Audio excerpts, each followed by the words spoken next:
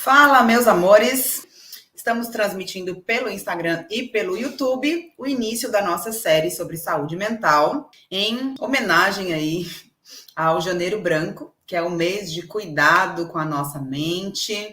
Vamos falar sobre o que é saúde mental, se a gente realmente tem cuidado dela como deveria, como a gente faz para atingir o que o tema do mês da saúde mental trouxe para nós, né? Que é a vida pede equilíbrio. Achei lindo isso, muito embora eu acho que a gente reflete pouco, é bem superficial a forma como a gente pensa sobre esse assunto, que é de absoluta, extrema, absurda importância na nossa vida. E vamos ver também o que a caligrafia e o que o ato de escrever manualmente tem a ver com isso. Como é que ele ajuda a gente, né? Mas nós vamos entrar mais profundamente nessa questão da saúde mental para valer, porque estamos sabendo que existe uma avalanche de desequilíbrios, né, e de transtornos mentais acontecendo depois dos períodos difíceis aí que nós viemos e estamos enfrentando no nosso país e no mundo, em vários âmbitos. Cada pessoa sofreu de uma forma. Não venham me dizer que isso não afetou vocês de forma nenhuma. Se tem alguém que não foi afetado de forma nenhuma com todos os processos que pandemia, questões políticas, questões econômicas andaram trazendo para nós, fora nossas questões pessoais, né? Se alguém conseguiu sair totalmente ileso disso, me diz. Eu senti o baque, né? De algumas formas. Até por isso também retomando esse tema e esse estudo da saúde mental. Hoje nós vamos entender melhor o que é o tema geral, o que é saúde mental, o que é esse lance do equilíbrio da saúde mental. Então, se você conhece ou é alguém que lida com transtornos de ansiedade, depressão, TDAH, bipolaridade, dislexia, e vocês podem também me dar outras ideias por aqui. Você vai ter também exercício prático para a gente ir fazendo e utilizando a escrita e a caligrafia como uma ferramenta que já pode ir ajudando a gente. E aí você pode usar para você e pode também aproveitar para compartilhar com pessoas que você sabe que buscam e precisam, beleza? Então vamos lá, gente. Janeiro Branco, a vida pede equilíbrio. Para quem não sabe o que é Janeiro Branco, né? Vamos lembrar aí do Outubro Rosa, é quando existe um movimento mais forte para a gente olhar para a saúde da mulher, né? Para o câncer de mama. Novembro Azul, eu vi um terapeuta falando assim, Outubro Rosa, Novembro Azul, eu tô brincando. Mas né? É o momento dos homens olharem para a sua saúde física e para a incidência do câncer de próstata. Aí a gente tem o Setembro Amarelo, que olha para os casos de suicídio, infelizmente, bastante crescentes na nossa sociedade, né? Então, o Janeiro Branco é para cuidar da saúde mental. E a gente fica nessa, né? A gente ouve falar na mídia, ouve falar na internet, alguém falou desse troço de saúde mental, mas o quanto a gente realmente parou para pensar e entender o que isso significa. E eu estou aqui numa página de caligrafia. Só que, para quem não sabe, né? Além de calígrafa, eu sou também psicóloga e terapeuta sistêmica, sou muito apaixonada pela saúde mental, até por ter sempre sentido que eu precisava muito cuidar da minha, e vocês vão entender também um pouquinho da minha história hoje. Então, você está numa página de caligrafia que cuida da saúde mental, ok? Não é letra por letra.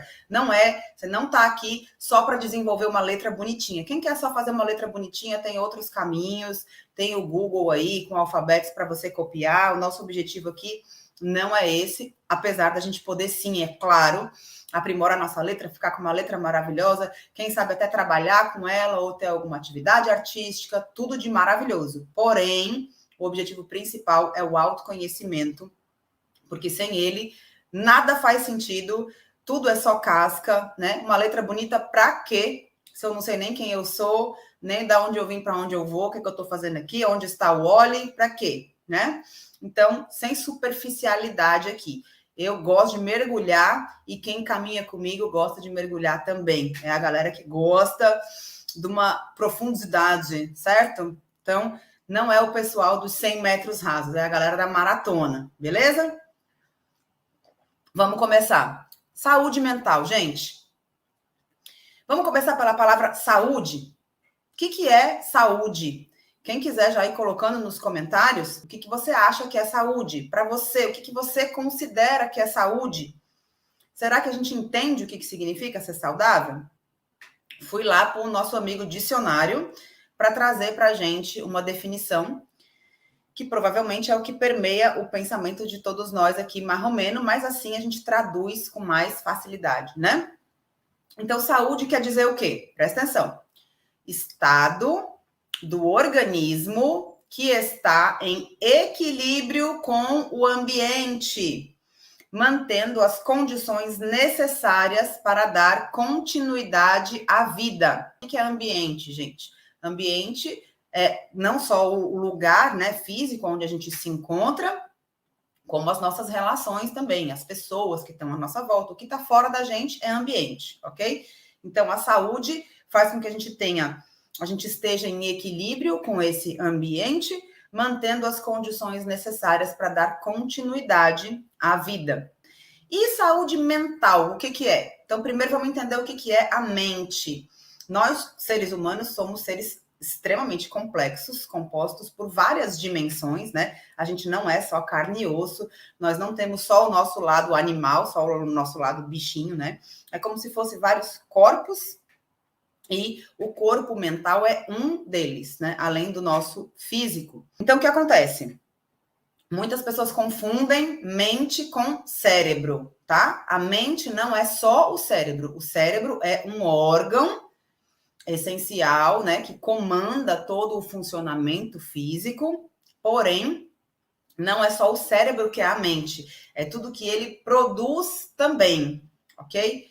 Então, a mente é um corpo formado pelo conjunto do que é gerado através do nosso cérebro, que são os nossos pensamentos, beleza?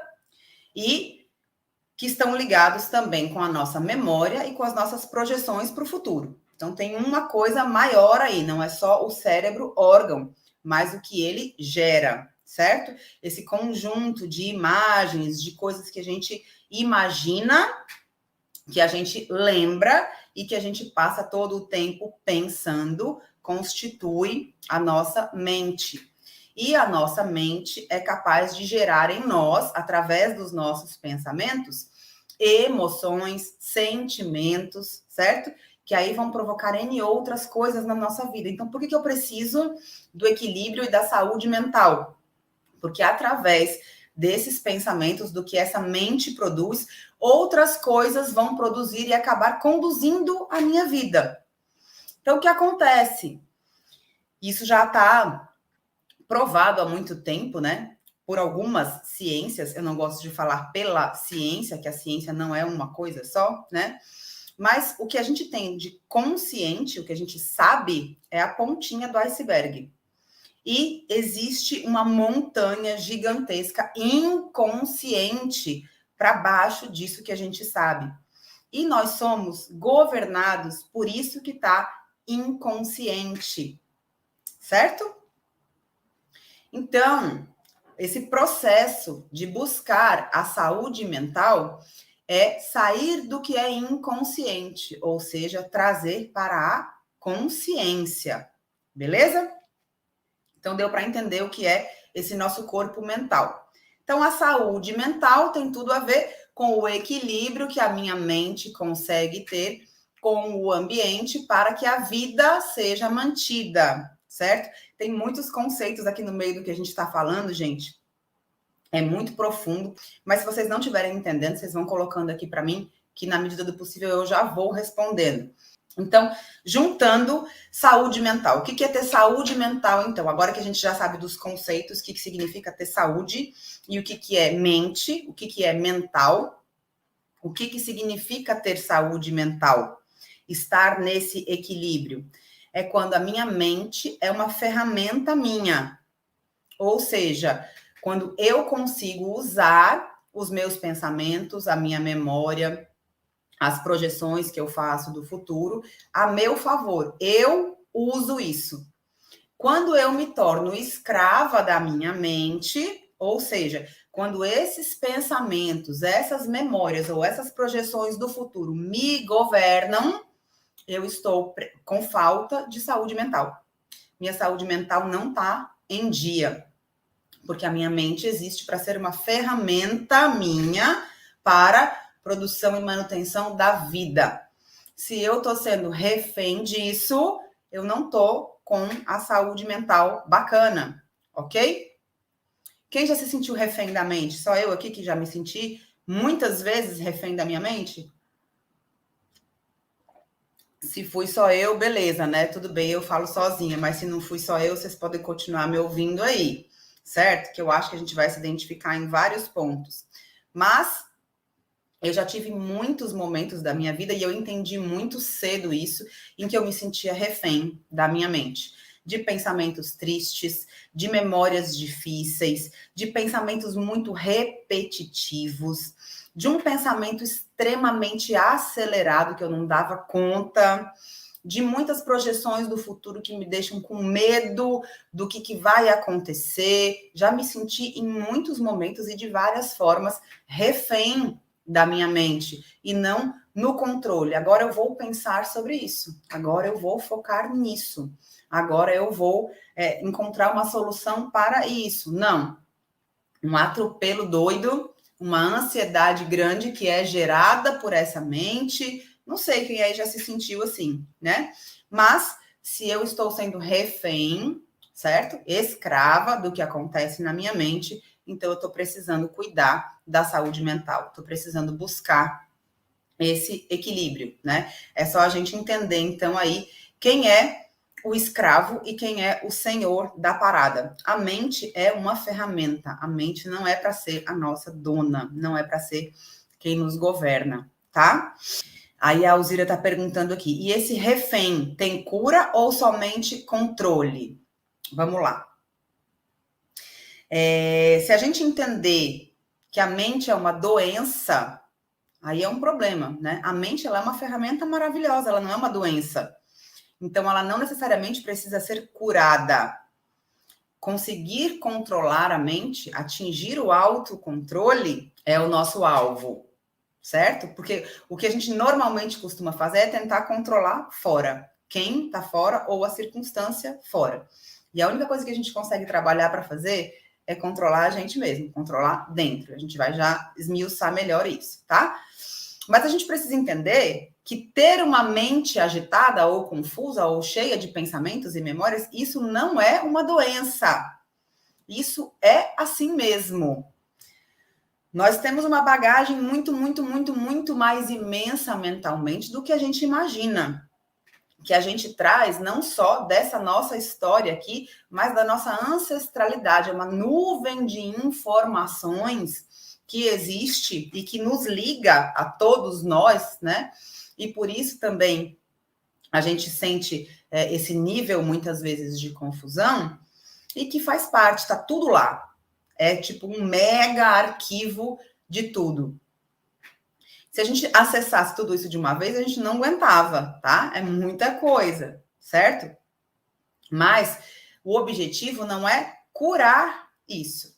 É conseguir olhar para isso e admitir que, ok, tem toda a confusão lá, tem todo o babado lá, tem tudo que aconteceu de bom e de ruim no passado, tem projeções, tem tudo lá. É eu conseguir olhar de fora para esse processo mental, certo? Então, sim, tem mais a ver com autocontrole do que com cura. Mas é também cura. Por quê? Porque tem como existir o adoecimento mental. Depende do que a gente vai chamar aí de doença. Como a gente usa a nossa mente. Então, são só nomes, certo? São nomenclaturas. Se eu quiser chamar de autocontrole ou se eu quiser chamar de cura, tudo bem. A questão é só a gente entender que essa ferramenta que nos foi dada, a mente, ela tem tudo isso e isso não é uma doença. A doença está na forma como a gente lida com isso. Beleza? Então, vamos lá. Outra coisa que é importante a gente entender, que eu acho que já ficou meio claro aqui no que eu disse, é que a saúde mental é uma questão coletiva. Às vezes a gente se sente muito sozinho, muito isolado, ou muito sozinha, muito isolada nas nossas questões com a saúde mental. A gente acha que é só a gente, porém, não, certo? Nós estamos todos interligados. Existe um inconsciente que nos liga a todos. E o que acontece no ambiente e nesse inconsciente afeta a todos nós. As minhas questões mentais são suas questões mentais também. E as suas questões mentais são minhas questões mentais também. Então a gente não pode olhar para ninguém de cima para baixo como se a gente fosse melhor, nem de baixo para cima como se a gente fosse pior. Nós estamos todos numa mesma teia, certo? Dentro dessa mente coletiva. É porque a gente não enxerga essas ligações. Mas sim, nós somos todos afetados por isso. É por isso que a questão é aprender a lidar.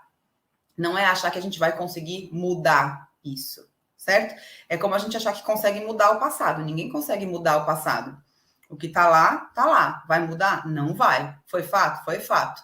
Não tem como mudar isso. Então, como é que eu vou fazer para mudar a minha memória? Isso não vai mudar. A forma como eu vou lidar com ela é que vai ser diferente. Beleza? Então, entendendo que saúde mental é uma questão coletiva. Quando eu cuido da minha saúde mental, eu estou cuidando da saúde mental de todo mundo. Quando eu estimulo alguém a cuidar da sua saúde mental, eu estou estimulando que essa pessoa cuide de todo mundo, certo? Por quê? Porque nós estamos ligados. Então, um pouquinho que eu consigo fazer por mim, eu estou fazendo por todos. Porque essa informação está armazenada aí em algum lugar que a gente não pega, certo? Que a gente não vê. Beleza? Então, é importante a gente incluir. E aí entra a história de que nós somos todos espelhos uns dos outros. Às vezes é bem difícil admitir isso, dependendo do que nos aconteceu ou acontece, do que as pessoas fazem ou representam pra gente, do que a gente está vendo na nossa frente, a gente admitir que aquilo é um espelho. A gente não quer. Mas, se nós estamos todos ligados, se no fundo, lá no fundo, nem todo mundo consegue compreender isso e tá tudo certo. Mas se lá no fundo, nós somos todos um, né? Um organismo, um corpo só. Então, a gente precisa incluir essas imagens e entender que está na gente também. Está na gente. Nós somos apenas diferentes combinações de características. Mas todos os potenciais para o bem e para o mal estão na gente. Então, o nosso processo de ir incluindo isso é o que vai também nos tornando mais serenos. Não é só olhar para o outro e dizer, ah, o outro é isso, o outro é aquilo, o outro não presta, a mente do outro é assim, e tudo bem, eu vou aceitar. Esse aceitar, como assim, eu sou melhor do que essa pessoa, eu estou acima dessa pessoa, mas tudo bem, eu aceito que ela seja assim. Não é isso. O aceitar verdadeiro é quando eu entendo que aquilo está em mim também. E eu incluo isso, ok? Mesmo que naquele momento eu não consiga ver muito claramente, pode acreditar, tá na gente, certo? Então, quando eu vou incluindo, entendendo que somos todos espelhos uns dos outros, eu vou parando de negar. E a gente só consegue mudar quando a gente para de negar. Quando eu vejo de verdade em mim, eu consigo fazer alguma transformação. Quando eu nego, eu fico do mesmo jeito.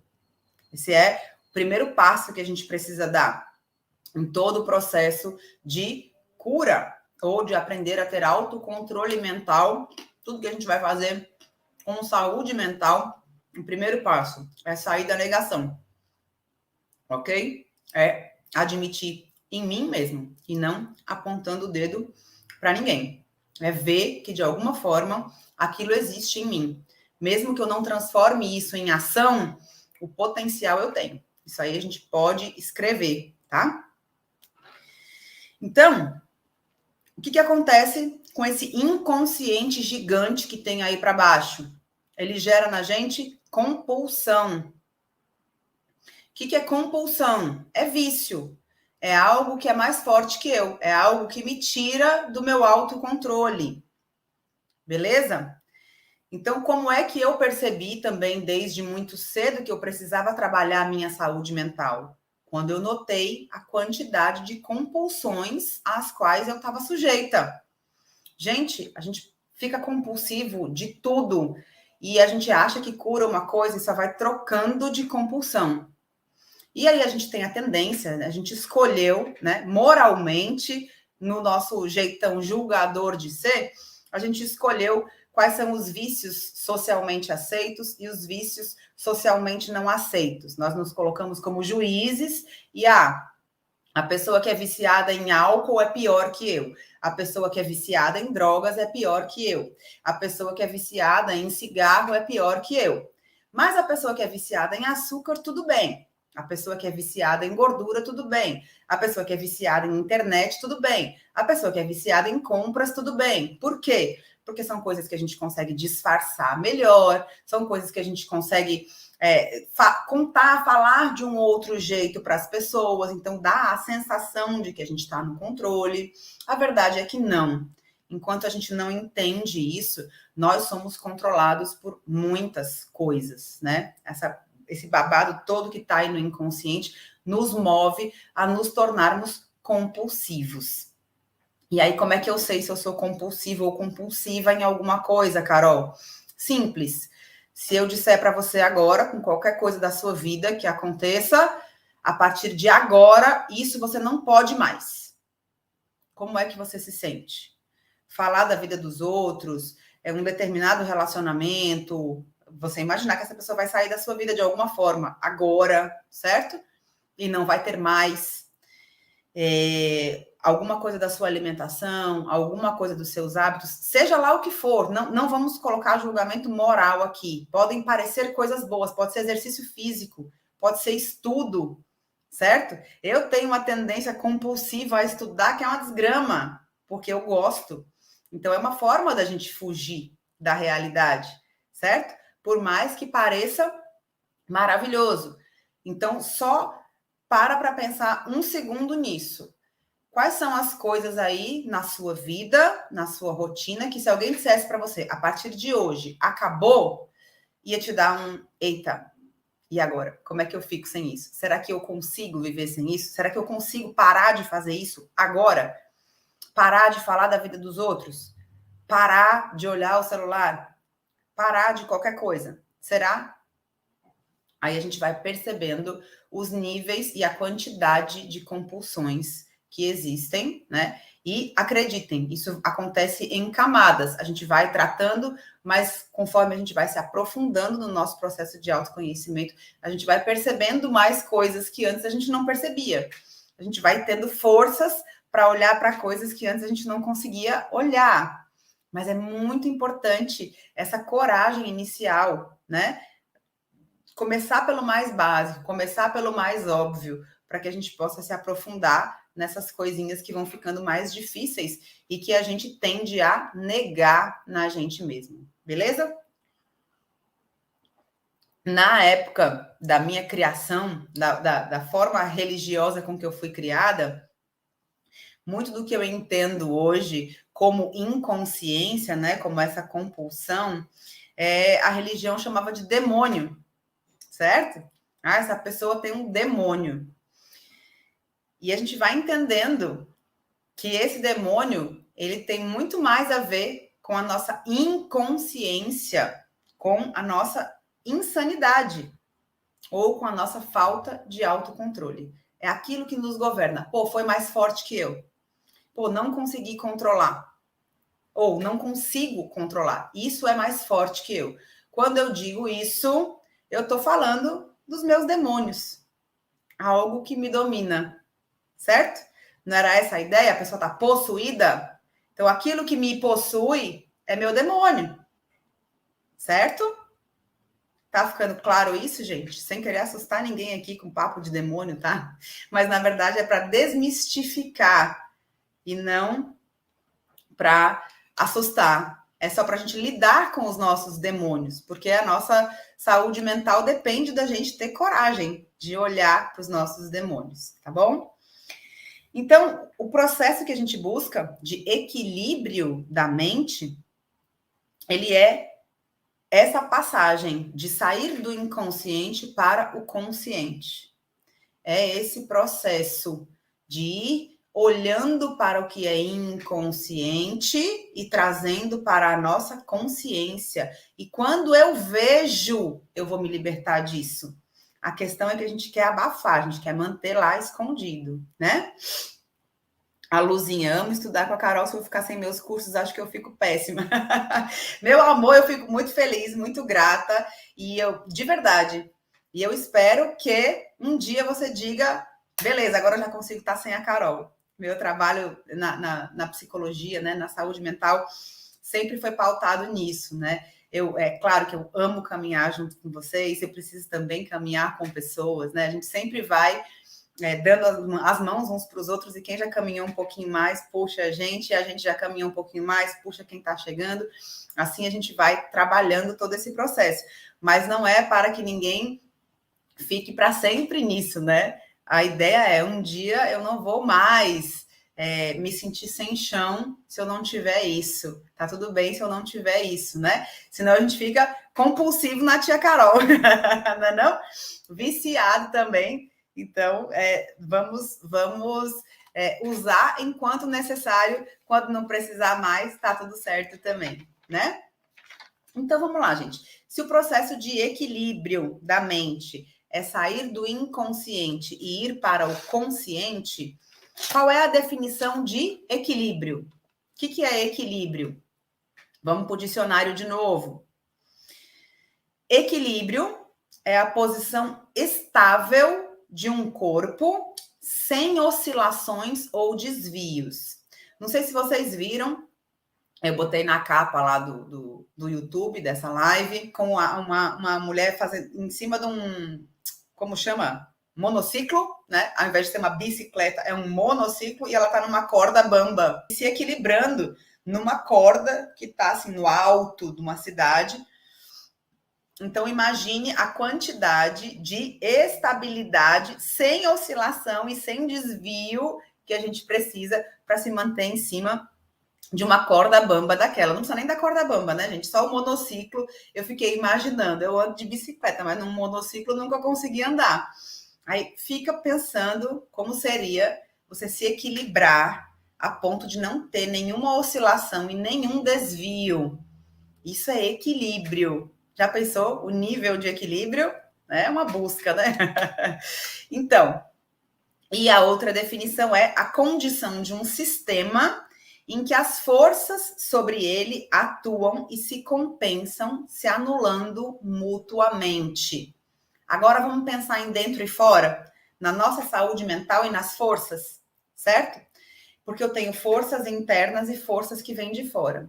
As forças que vêm de fora e que me acontecem e que façam com que muitas vezes eu sinta que a vida é uma corda bamba. Quem aí já se sentiu na corda bamba com a vida? Tem gente que talvez tenha uma vida super estável. Eu não sei se eu acredito nisso, não, né? Mas pode ser. Eu não conheço ninguém, nunca ouvi falar. Tudo que eu já estudei até hoje me diz uma coisa bem diferente disso, né? Vida é impermanência, é inconstância. Mas, de repente, alguém tem uma super estabilidade aí, que nada aconteceu, que você sempre sentiu muita segurança, que nada podia dar errado na sua vida. Que bom, né? Maravilha, eu fico feliz. Embora não seja o que eu conheço de forma alguma. Por quê? As forças de fora que atuam sobre a gente, nós não controlamos. Nós não escolhemos, né? Não sou eu que escolho se vai chover, se vai fazer sol. Não sou eu que escolho o que vai acontecer com a Bolsa de Nova York. Não sou eu que escolho, muito embora eu dou lá o meu voto, né? Mas não sou eu que escolho quem é que vai ganhar a eleição de uma forma ou de outra. As forças que atuam fora não estão no meu controle. Então, o que eu preciso controlar para ter equilíbrio? As que estão dentro, não é isso? Para que elas, presta atenção na definição, condições de um sistema em que as forças que sobre ele atuam se compensam, anulando-se mutuamente. Aí chega o equilíbrio. Então, tem forças de fora, forças de dentro. Quando elas se anulam, se compensam, eu entro em equilíbrio. Então, muitas vezes, o que está acontecendo dentro da gente está tentando provocar este equilíbrio. A vida, o movimento da vida é essa busca do equilíbrio o tempo todo, certo? E dependendo das forças que estão atuando fora, a gente sente muita dificuldade de equilibrar, não é? E aí a gente busca nas nossas compulsões, nos nossos comportamentos disfuncionais, nas nossas reações muito loucas, achar que nós vamos conseguir equilibrar, certo? Só que muitas vezes não é isso que acontece. A gente gera um desequilíbrio ainda maior, não é verdade? Por isso que é um processo que a gente precisa ir trazendo para a consciência aquilo que está inconsciente, certo? E existem muitas formas da gente acessar esse inconsciente, a gente vai já falar sobre isso. Mas, é o que eu falei, qual é a nossa tendência? É fugir. É fugir disso. É não olhar para o inconsciente. A gente quer fugir do que está lá. Que a gente fica com medo, a gente acha feio, a gente fica assustado, a gente sente culpa, a gente sente vergonha, então a gente foge de várias formas. E essa tentativa de fuga, que a gente chama de equilíbrio, é o que estraga tudo, é o que acaba com a nossa saúde mental, certo? Então a gente precisa de coragem para olhar para dentro, para olhar para o inconsciente, para conquistar esse estado de equilíbrio para a saúde mental, certo? Então, na minha trajetória, uma das coisas que me ajudou muito nesse processo de busca foi a escrita. Porque, não sei se vocês sabem, mas uma das coisas que traumatiza muito é a gente passar por uma situação muito difícil e não ter com quem falar, não poder contar aquilo para ninguém. Eu fiz uma live no Ano Novo, né? Inclusive, incentivando a galera a escrever uma carta. Depois, quem não assistiu, assiste, tá no meu YouTube. É bem legal, tá? Eu tô falando também sobre saúde mental e escrita, que é o meu assunto, né? Mas tô explicando como fazer essa carta aí, que é bem bacana. Então, o que acontece? A escrita foi esse lugar em que eu pude colocar para fora muitas coisas. E a escrita, ela acessa muito do nosso inconsciente. Não só a escrita, né? Por exemplo, na psicologia, a minha pós-graduação, eu fiz em psicodrama, que é uma teoria que mistura a psiquiatria e o teatro. E o que é que o psicodrama traz? Justamente a descoberta do Moreno, um psiquiatra que era judeu, e que ele começa a trabalhar com prostitutas e com pessoas na rua, com teatro espontâneo, e ele descobre, enquanto ele está trabalhando, que aquilo é uma cura. Porque a pessoa, quando ela está no personagem do teatro espontâneo, ela consegue trazer para fora coisas que estavam dentro dela e que ela escondia, que ela reprimia, que ela se culpava e que acabava estourando ou fazendo no privado ali só com algumas pessoas. Sabe aquela coisa que dentro da sua casa a galera sabe e na rua ninguém sabe? Então, o teatro traz isso para fora.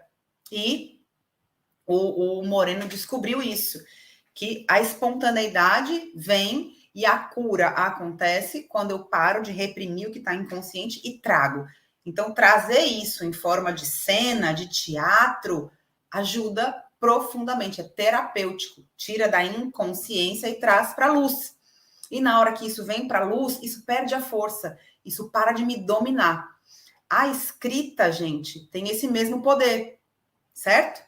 Quando você está escrevendo espontaneamente, aí eu não estou falando de caligrafia, eu estou falando de escrita espontânea. Vou escrever, eu vou colocando conteúdos inconscientes para fora, certo?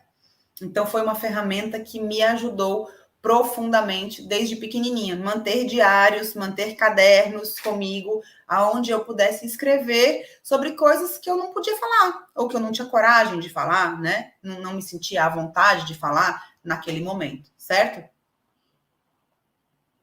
Então, é uma coisa que ajuda muito. Assim como o Moreno descobriu um dia que através daquele teatro que ele estava fazendo com as pessoas na rua, acontecia uma cura, porque algo reprimido saía, e aí perdia aquela força de demônio na vida da pessoa.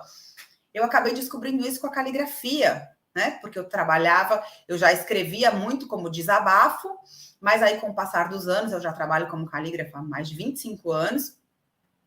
Eu comecei também a estudar a psicologia, comecei a ensinar e descobri esse caminho da escrita e da caligrafia como algo profundamente terapêutico, que nos traz o autoconhecimento e que arranca essas coisas inconscientes lá do fundo e traz à luz, para que elas percam a força, o domínio sobre nós, certo?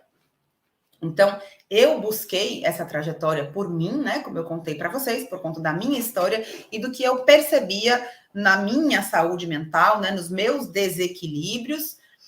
E fui encontrando, né? Esse caminho foi se mostrando para mim através da minha querida melhor amiga, a escrita, e posteriormente um pouco através da caligrafia, que são coisas diferentes e complementares. Depois eu explico para vocês como, tá?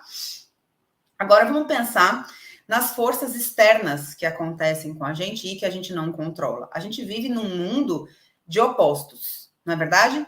O tempo todo os opostos acontecem e se chocam na nossa vida. Vamos pensar nos opostos que acontecem com a gente e que a gente não controla? Acontecem situações tristes? Acontecem. Mas acontecem situações alegres? Acontecem. As situações, não estou falando de como eu me sinto com relação a elas, né? Se eu vejo uma tragédia, um acidente, uma explosão, uma guerra, aquilo é triste. É contra a vida, né? É um episódio triste, sobre o qual eu não tenho controle. Acontecem episódios muito alegres, né? Uma festa, um nascimento, uma comemoração, uma celebração, não é? Uma conquista, a descoberta de uma cura, são coisas alegres que acontecem independente do meu controle. Então, tristeza e alegria, sucesso financeiro e falência, dia e noite, frio e calor, morte e vida estão todo o tempo acontecendo aleatoriamente ao meu controle. Não é verdade? Então, essas forças externas e essas circunstâncias externas são todo o tempo opostas e acontecem o tempo inteiro fora do meu domínio. Então, quanto mais corda bamba foi a sua vida, quanto mais você sentiu situações bombásticas e contraditórias, quanto mais você vivenciou opostos na sua vida, provavelmente mais você tem dificuldade com esse equilíbrio, mais você precisa buscar esse caminho, certo? Então, eu não sei como que você vivenciou a sua história, não sei se você sente a sua vida, pelo menos em alguns momentos, como corda bamba. Existem pessoas que têm histórias que fazem com que a vida pareça muito mais corda bamba, né? Muito mais terremoto do que outras. Mas não estava no nosso controle, né? Aconteceu, é a nossa história, foi aonde a gente chegou, foi como foi. Foi como foi. E muitas vezes a não aceitação dessa história, a não aceitação do foi como foi, é que gera o desequilíbrio. E é que nos coloca no caminho de busca desse equilíbrio mental, certo? Então, tá tudo certo.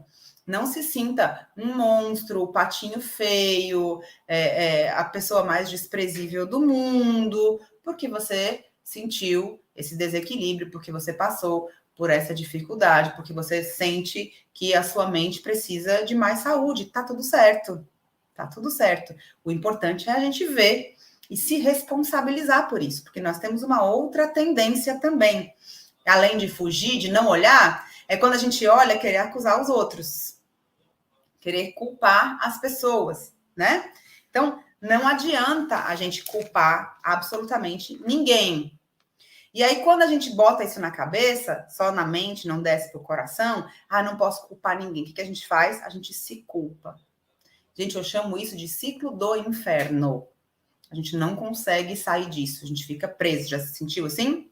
Se eu não estou culpando os outros pelo que aconteceu, então a culpa é minha. Não, a culpa é dos outros, não, a culpa é minha. Não, a culpa é dos outros, não, a culpa é minha. E fica esse, para quem que eu jogo a culpa, isso não resolve nada. Bota a gente num ciclo infernal, né? E que tira a nossa saúde mental, que nos leva ao desequilíbrio. Aí o que a gente faz? Quando a gente percebe que ou a gente não para de se culpar, ou a gente não para de culpar os outros. A gente busca um psiquiatra, busca um psicólogo, busca um terapeuta, vou buscar ajuda. E aí o que esse profissional faz? Te dá um diagnóstico. Você chega lá e a pessoa fala, você é bipolar, você é ansiosa, tem transtorno de ansiedade, você tem depressão, sei lá do que, você tem TDAH e é por isso que você é assim, assim, assim, assim. Eu estou dizendo que isso não existe? Não estou dizendo. O que eu estou dizendo é, a partir deste momento em que você ou culpa alguém ou se culpa por essa sensação sua de desequilíbrio e procura ajuda e alguém dá um nomezinho para você, isso funciona como um rótulo. Esse diagnóstico funciona como um rótulo que você cola na sua testa e a partir de então você começa a justificar tudo o que acontece com base nesse rótulo. E aí você se diminui, você começa a se enxergar através dessa lente. Eu faço isso por causa da depressão. Eu sou assim por causa da depressão. Eu não consigo por causa da depressão. Eu não sei o que por causa da depressão. E aí você fica nisso, certo? Diagnósticos diminuem quem você é. E foi por isso que no começo da live eu falei e contei para vocês que o meu trabalho como psicóloga sempre funcionou assim, né? Eu não sou fã, eu não curto os rótulos. Ah, Carol, mas você é contra diagnóstico? Não, não é que eu sou contra. E existem casos que, de fato, chegou num ponto em que precisa, não tem outra forma, né? É importante, que bom que isso foi olhado, que bom que foi buscada uma solução, mas a gente não pode se esconder atrás disso, porque a gente recebeu um rótulo, né?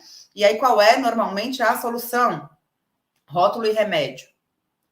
Ao mesmo tempo que você recebe uma nomenclatura, você recebe uma pílula para não sentir aquilo. Aonde é que o remédio atua?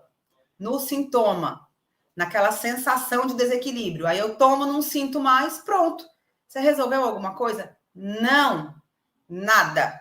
Você recebeu um rótulo que faz você se sentir pior e menor do que o que você realmente é, e recebeu uma pílula que você acredita que é mágica, que faz com que você não sinta, com que você anule o sintoma, e pronto.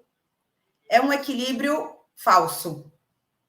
Não que não seja importante em algum momento, tem horas que a gente precisa, eu sei o que é isso. Eu tive depressão há uns 12 anos atrás e eu nunca gostei dessa história de tomar remédio, eu era super contra. Até hoje, o que eu puder evitar de tomar remédio para qualquer coisa, eu evito. Eu prefiro sempre os meios naturais, eu prefiro a meditação, eu prefiro outros meios, tá? Mas eu não sou contra. Se for preciso, vamos em frente, né? Tem hora que precisa. E eu lembro que eu me sentia fora de mim, anestesiada. Dizia, gente, não sou eu. Tudo bem que tem uma parte ruim do que eu sentia que eu não estou sentindo mais. Mas não sou eu aqui. É como se tivesse me tirado de mim. Eu sentia como se eu tivesse anestesiada. Então, o máximo que eu topei ficar naquilo foram 3 meses. Falei, chega, eu não quero mais, não vou mais fazer isso, né? E fui buscar os meios que eu realmente acredito. A psicoterapia para o autoconhecimento profundo, exercício físico, mudança de alimentação, o reequilíbrio de todo o sistema, que é o que eu realmente acredito como solução, tá? Mas nada contra diagnóstico ou remédio, tá, gente? Eu entendo de verdade que existem momentos em que isso é necessário. Só que a gente precisa tomar um cuidado. Inclusive, por quê? Porque existe um sistema montado para gerar e produzir doenças e desequilíbrios mentais e depois vender remédio para você. Certo? Então, não se engane. Existe uma indústria, para não chamar de máfia, que existe para te adoecer, te deixar culpado ou culpando alguém e depois vender o remédio que vai fazer com que você ache que você resolveu.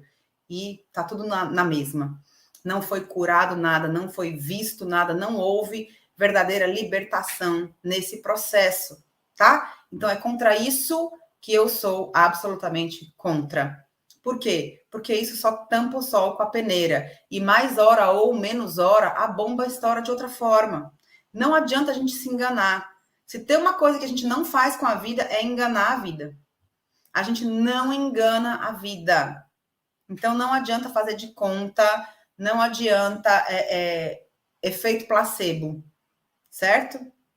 Porque ele dura pouco, não é uma coisa real, profunda, verdadeira, beleza?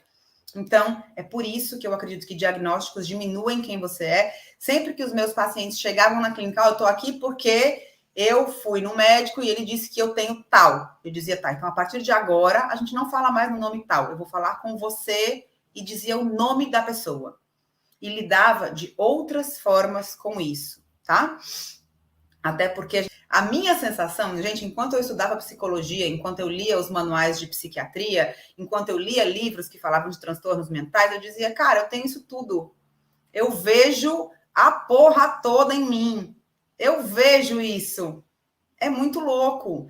Quando você lida com honestidade mesmo, com transparência mesmo com você, vocês vão ver. A gente tem um pouco de tudo, né? Você não é pior do que outras pessoas por conta disso. Nós temos de tudo, certo?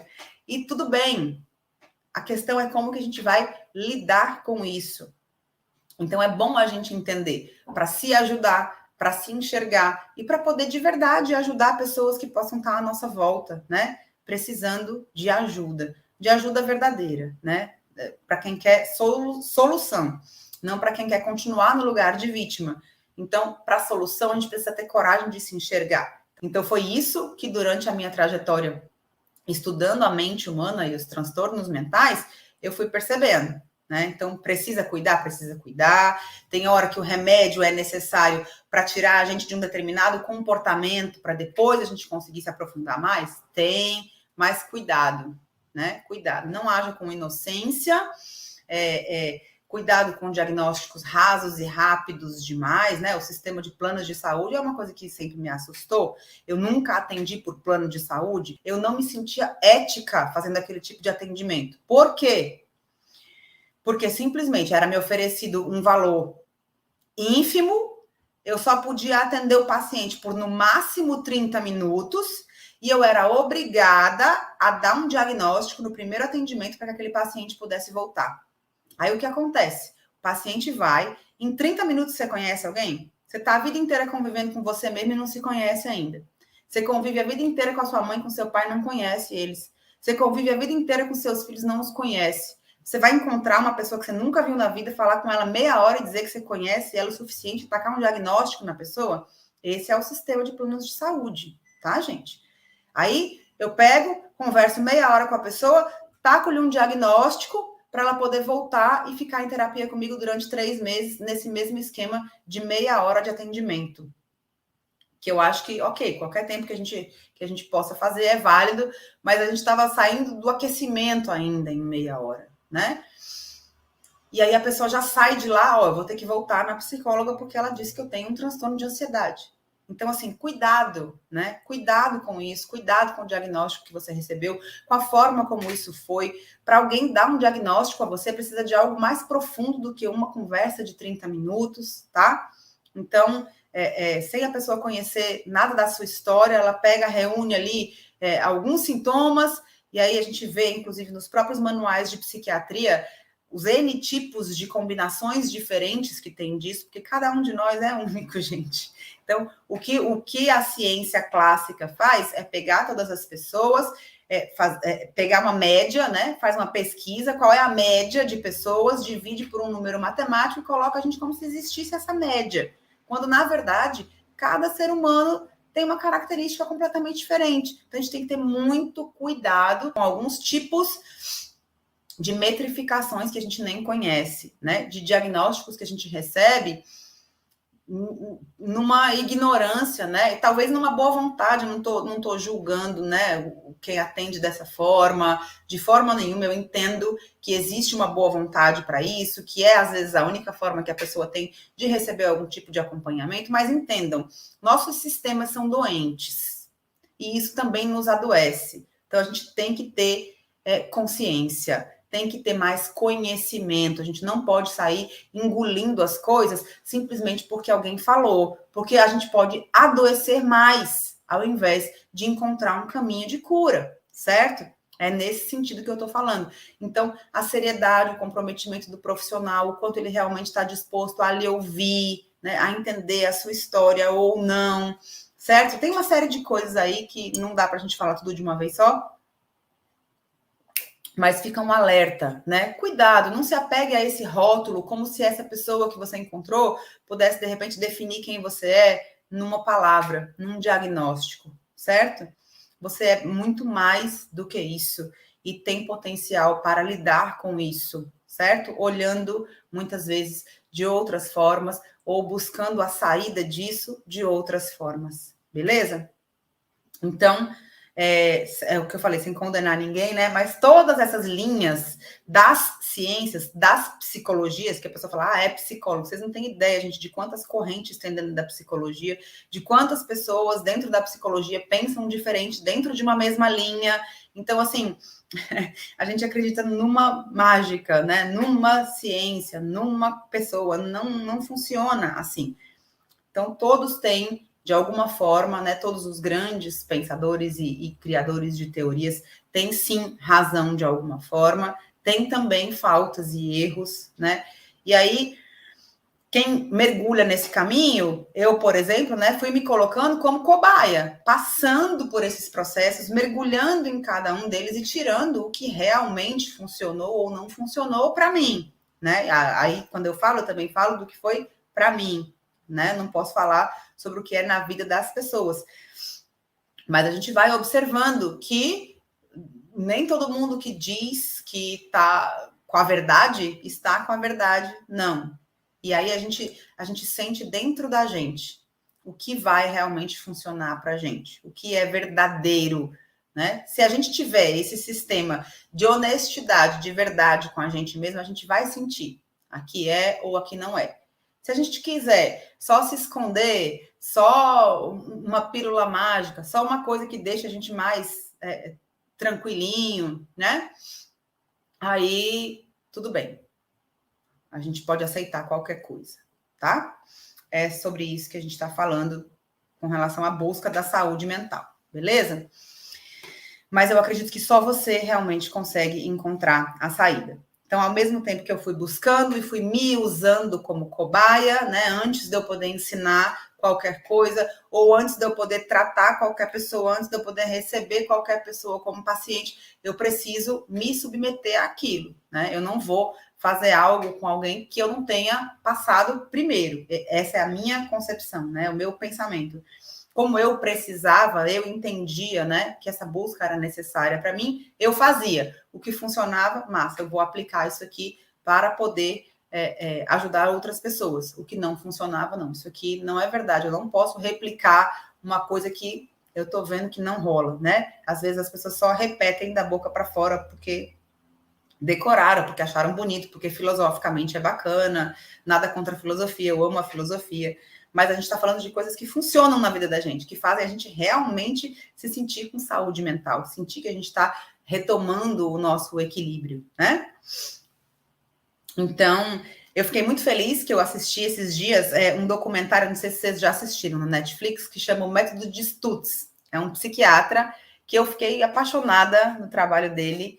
É um fofo, né? E o que eu achei mais lindo? Humano, totalmente humano. Ele não olha de cima para baixo, muito pelo contrário, que foi uma outra coisa que eu também sempre busquei assim na minha carreira, né? Poder tratar os pacientes, nem sei se eu gosto muito desse nome, né? Mas de igual para igual, como um outro ser humano, né? Eu não sou melhor, eu não deixo de passar pelos mesmos problemas da vida. Eu tenho também os meus desequilíbrios, as minhas quedas, eu também sou ajudada, eu estou nesse mesmo processo, né? E quando eu caminho um pouco mais, eu trago pessoas comigo. E ele, que documentário maravilhoso, né? Que ser humano, que humildade, que coisa mais transparente, a forma como ele foi chegando no método dele, e muito interessante que ele também usa a escrita, e um dos pontos dele de mais vergonha, de mais dificuldade, era a caligrafia, porque ele tem mal de Parkinson. E aí, quando ele escreve, a letra fica muito trêmula e ele mesmo tinha dificuldade de entender o que ele escreveu. Olha que coisa incrível. E uma das ferramentas que ele usa no método dele é a escrita, né? Então, ele lida todo o tempo com essa transparência, com essa humanidade dele, e ele foi criando esse método de trabalho a partir da experiência dele, das dores dele, do que foi verdade para ele. Assim, ele foi experimentando, vivendo, e o método dele foi se desenvolvendo. E aí, eu fiquei feliz demais quando eu vi, eu falei, que legal, né? Que bom, tem excelentes profissionais, tem gente de verdade, né? Ser humano, que não está tratando isso como uma coisa teórica, nem está usando as pessoas como simplesmente cobaias, né? Nem está se distanciando como se fosse melhor do que ninguém. É lindo, depois quem quiser assista o método de Stutz, muito bom, na Netflix. Stutz, S-T-U-T-Z, tá? Stutz. E aí ele coloca a nossa saúde mental como uma pirâmide, né? Para a gente atingir a saúde mental, ele coloca essa pirâmide em 3 níveis, sendo o nível mais básico a nossa relação com o nosso corpo. Aí ele fala sobre, inclusive, alimentação, sono, a forma como a gente trata o nosso corpo mesmo, porque isso afeta profundamente a nossa mente, a nossa saúde mental. Então, escolher bons alimentos, entender, né, melhor sobre como funciona esse sistema de nutrição para fazer bem para todo o nosso sistema. No fim das contas, a gente é um todo, né? Então, o que a gente fizer de bem para o nosso corpo vai funcionar para todo o restante. No segundo nível da pirâmide, ele coloca a nossa relação com as outras pessoas. E no terceiro nível, no topo da pirâmide, ele coloca a nossa relação com a gente mesmo. E uma das ferramentas que ele usa para a relação com a gente mesmo é a escrita, né? A escrita dessa forma espontânea, para que o inconsciente venha à tona, né? Então, é um psiquiatra que criou um método muito legal com essas ferramentas, usando cartões e usando a escrita como esse método de libertação. Depois assistam, vocês vão gostar. Então, levem isso a sério, né? Quando eu falo, mantenha uma cadernetinha, escreva seus desabafos, escreva seus diários, escreva suas evoluções, simplesmente senta e escreve, deixa sair, né? Isso é uma ferramenta de cura que nos ajuda a encontrar o nosso equilíbrio mental, né? E aí a diferença, né? Carol, mas você trabalha com caligrafia, além da escrita, né? Eu gosto da escrita espontânea, da manutenção da escrita. Para escrever receita, escreve manual, vai escrever o que você precisa fazer no outro dia, mantém uma agenda manual, a escrita manual, eu falo sempre isso, né? Então, porque ela nos ajuda a gravar, a escrita é uma ferramenta maravilhosa, né? Para muitas coisas que vão além da letra, por isso que o meu método chama Além da Letra, né? Então, eu estimulo muito a escrita. Mas, de um lado tem a escrita espontânea e do outro tem a caligrafia, que é a arte da escrita bela, que é quando a gente vai embelezar a nossa letra. E aí nós estamos falando de personalidades. E estou falando de personalidades no plural mesmo, porque geralmente a gente não tem só um tipo de letra e não precisa desenvolver só um tipo de letra. E nem um tipo de personalidade. Nós temos diferentes personalidades, né? Nossa personalidade é maleável. Que bom se for, porque isso significa também saúde mental, né? Na visão do psicodrama, a quantidade de máscaras que a gente usa, se a gente não olhar a máscara de uma forma pejorativa, como a gente costuma usar, né? A gente poder mudar essas máscaras é uma coisa saudável. É o teatro da vida, né? Eu não falo com o meu médico da forma como eu falo com o meu marido. Eu não falo com meu marido da forma como eu falo com meu filho. O jeito que eu tô quando eu tô estudando não é o jeito que eu tô quando eu tô na arena competindo no meu esporte. Entende? Então, são máscaras que a gente precisa usar em diferentes situações. São nossas personalidades. E quanto mais a gente consegue ser maleável a essas circunstâncias, e quanto mais a gente lida bem com essa mudança de máscaras, mais saudáveis nós ficamos mentalmente, menos rígidos, menos fixos, certo? Porque a gente precisa ter uma flexibilidade para manter o equilíbrio. Se a gente ficar duro, reto, sem se mexer, primeiro ventinho que soprar, a gente cai, a gente não consegue se equilibrar. Então, o equilíbrio, ele depende da nossa fluidez, ele depende da nossa flexibilidade. E a caligrafia faz isso. Porque a caligrafia é uma dança entre os opostos. O tempo todo, a caligrafia lida com opostos, né? Com os traços curvos e os traços retos. Os traços que vão para cima, os traços que vão para baixo. Os movimentos horários, os movimentos anti-horários. O tempo todo, na caligrafia, a gente lida com a harmonia entre os opostos, fazendo com que esses opostos vão se tornando belos. Então, esse exercício e esses exercícios vão ajudando a modelar esses traços e torná-los belos e nos ajudar com o nosso autocontrole, a focar a nossa mente e a perceber o quanto a gente pode modelar a nossa personalidade de várias formas, para vários momentos diferentes. Melhora a nossa flexibilidade. Então, a gente vai vendo, integrando e agindo com os opostos, fazendo com que esses opostos se tornem uma dança harmônica, né? Quando a gente vê uma caligrafia bonita, a gente vê muitas coisas opostas ali, formando uma coisa muito bela.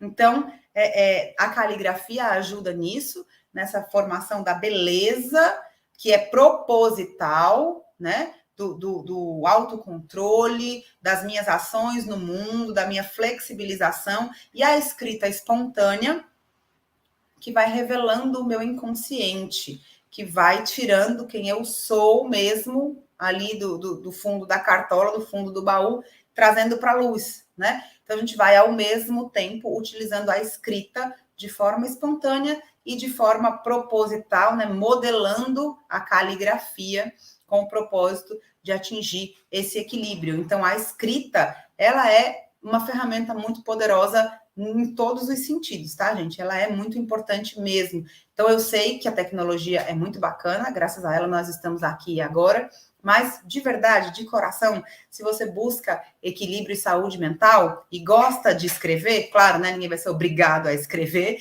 existem N ferramentas, né? Eu mesma pratico esportes, pratico meditação, eu medito com a caligrafia, mas também pratico meditação sem a caligrafia, tenho as minhas outras formas, né, de buscar esse equilíbrio, mas para quem gosta de escrever, olhe, hoje eu entendo, né, conforme eu fui estudando, isso foi se mostrando para mim, mas eu entendo o cuidado de Deus, e aí você pode chamar de vida, de cosmos, de universo, do nome que você quiser, eu chamo de Deus, que é como eu acredito, né, o cuidado de Deus com a minha vida, tendo me trazido a escrita e a caligrafia desde cedo. O quanto eu me mantive, né? O quanto eu consegui tocar a minha vida por ter essa ferramenta da escrita e da caligrafia muito presentes desde cedo. Eu não imaginava, mas hoje eu vejo o quanto eu fui tratada e cuidada durante a minha vida, e isso eu compartilho com as pessoas, né? Através do meu método de ensino de escrita e caligrafia, né? Nessa busca do equilíbrio mental. Hoje eu sei que se não fosse a caligrafia, é claro, né? Não dá para imaginar se não fosse, porque se não existe. Mas conhecendo a minha história e o quanto a caligrafia esteve presente, eu estaria num buraco bem feio, não fosse a quantidade de escrita e de caligrafia que eu tive a bênção de praticar durante a minha vida, né? Então, Carol, você é a pessoa que já atingiu o equilíbrio, mas não mesmo, né? Continuo na busca, tem muitas camadas ainda para serem reveladas. Quanto mais eu mergulho, mais camadas eu encontro, e que bom, mas eu sigo nesse caminho, sempre. Eu acredito que nós somos seres, em essência, infinitos. E se em essência nós somos infinitos, sempre dá para aprender, sempre dá para melhorar, sempre tem o que consertar. É o que eu falo com a galera da letra, da caligrafia. Ai, Carol, ficou lindo, mas eu ainda tô vendo que dá para melhorar. Eu faço isso há mais de 25 anos e ainda vejo que dá para melhorar, tanto na personalidade como na essência, não que a essência é perfeita, né? Mas na interioridade, no equilíbrio, na saúde mental, como na letra, né? Caminham juntas. A nossa letra é um espelho de quem a gente é por dentro. Então, é por isso que eu uso a caligrafia e a escrita como essa ferramenta. É uma forma de... É como se eu estivesse me colocando no papel e conseguindo me ver, entender quem eu sou, tirar do inconsciente, e aí eu vou tratando, curando e melhorando a cada dia a minha capacidade de autocontrole, de equilíbrio, de saúde mental, certo? Então, esse é o processo por aqui. A nossa tendência é fugir e o que resolve é olhar. E quando eu escrevo, eu tenho essa oportunidade de depois ler o que eu mesma escrevi, né? E às vezes é surpreendente. Eu estava esses dias, eu participava há uns 14 anos atrás de grupos de 12 passos, né? Na igreja que eu frequentava, tinha grupos de 12 passos, que é para pessoas adictas, né? Para os vícios e compulsões de todas as formas, né? Então tem de alcoolismo, tem de drogas, tem vício de amor e sexo, tem vício em ira, né? Em raiva, tem vários grupos, depressão, ansiedade. E tinha muito esse processo, né, de trazer para fora, de sair da negação, e tem uma parte desse processo que a gente chama de escrever o inventário moral, né? Esse é o nome. Aonde você vai escrever toda a história da sua vida, de acordo com a sua visão daquele momento, né? O que está acontecendo ali, você coloca tudo no papel. Eles dão algumas perguntas direcionadas e a gente pega e escreve toda a nossa história. É um processo muito curativo, em alguns momentos bem doloroso, dependendo do que cada um passou, né? Mas maravilhoso, tira aquela coisa toda, né? E vai para o papel.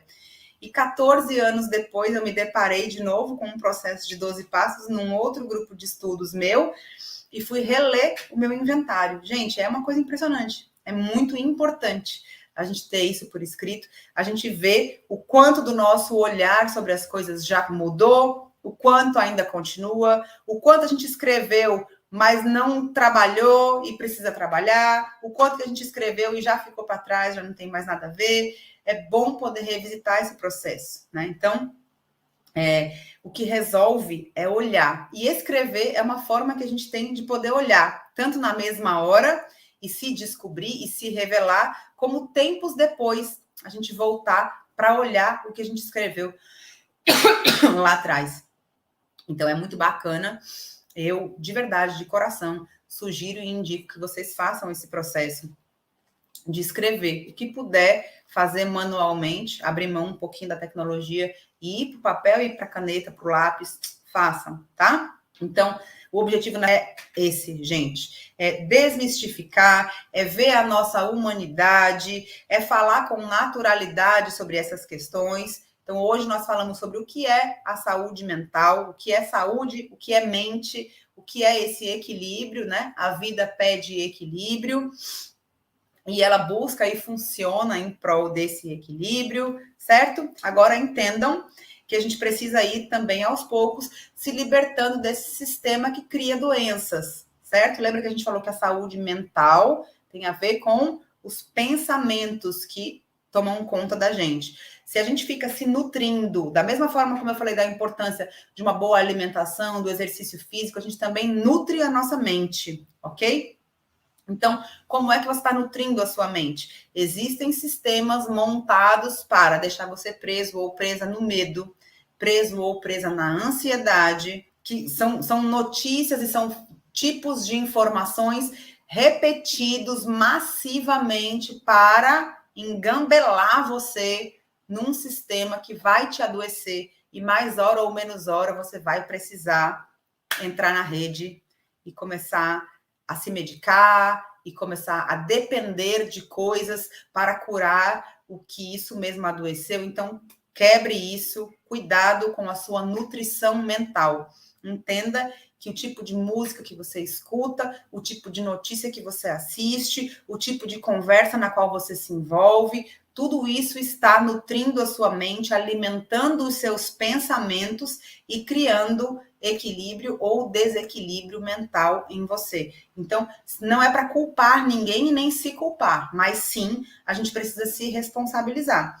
As rédeas da minha saúde mental estão nas minhas mãos. Se ainda estiverem nas suas mãos, agradeça, né? Tem pessoas que perdem as rédeas da sua saúde mental, precisam ser ajudadas por outros, né? Em alguns momentos. Então, assim, se você tá mal, tá sentindo que o equilíbrio não tá rolando, mas ainda está nas suas mãos, vamos tomar pequenas decisões, nos conscientizarmos, tomar a responsabilidade e entender que sim, nós podemos dar pequenos passos que podem fazer grandes transformações. E um deles é cuidado com a sua nutrição mental. o que você ouve, o que você assiste, o tempo que você passa nas telas, o tipo de pessoas que você se relaciona, o tipo de conversas que você se envolve. Isso nutre ou desnutre você. Isso ajuda no seu equilíbrio ou causa mais desequilíbrio, tá? Nutrição mental é muito, muito importante. Tão importante quanto a nutrição física, beleza? Então vamos escolher isso com sabedoria, para que esse sistema criado para te adoecer não vença e você não fique dependendo, né? Criando mais compulsões e mais dependências, ao invés de mais libertação, né? No caminho da total liberdade da sua vida, certo? E tarefa de casa. Você vai escrever mesmo, tá, gente? Nesse caso, nós vamos já começar a usar a ferramenta da escrita. Como você está se sentindo com relação ao seu equilíbrio mental, à sua saúde mental? Tendo ouvido o que você ouviu aqui hoje, tendo aprendido o que você aprendeu aqui hoje, você vai se sentar, caderno e lápis, e vai escrever sem tentar raciocinar para colocar o que é certo ou errado, tá, gente? Nessa hora de revelar o inconsciente, é muito importante a gente sair desse lugar de medo, de será que eu vou escrever certo, será que eu vou escrever errado? Entenda, o papel é você mesmo, é você mesma. Ninguém precisa ler, ninguém precisa ver isso. Isso é para você. É só para tirar do inconsciente e trazer para fora, para trazer esse alívio, tá? Para tirar esse peso, essa coisa que domina você. E aí você bota no papel e fala: ah, tá, agora eu tô vendo, tá aqui. Só isso, só para a gente fazer um exercício de honestidade, de transparência e de desenterrar, né, esses inconscientes aí, para que eles não nos controlem mais. Então, você vai sentar e vai escrever como é que você está se sentindo com relação ao seu equilíbrio, como é que você está se sentindo com relação à sua saúde mental. Não tem certo e errado, tem verdade. Verdade com você, honestidade com você. Escreve, bota para fora como é que você está se sentindo de verdade, tá bom? Mande para as pessoas que você sabe e que precisam de ajuda. Beijo, beijo!